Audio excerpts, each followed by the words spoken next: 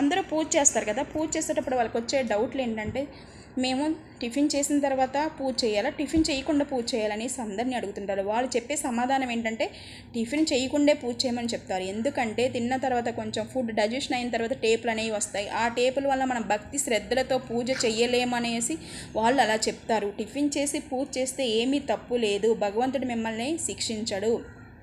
భగవంతుడు ఎప్పుడు ఖాళీ కడుపుతో మనల్ని పూజ చేయమని చెప్పలేదు, ఉపవాసాలు అయ్యి చేయమని అసలే చెప్పలేదు. మన నిత్య దీపాలను ఎందుకు చేస్తాము? భగవంతునికి కృతజ్ఞతలు తెలియచేసుకుంటున్నాము. మనని మనిషిగా పుట్టించాడు, ఈ జీవితంలో ఎన్నో కల్పించాడు. ఇవన్నీ కల్పించినందుకు భగవంతుని నిత్య దీపారాజనగా కృతజ్ఞతలు తెలియచేసుకుంటాము. ఎంత పెద్ద పూజలు చేసినా, ఎన్ని పువ్వులు తెచ్చి పూజలు చేసినా, ఎంత నైవేద్యాలు పెట్టినా, ఇవన్నీ మనం భగవంతునికి కృతజ్ఞతలు తెలియచేసుకునేదే పూజ.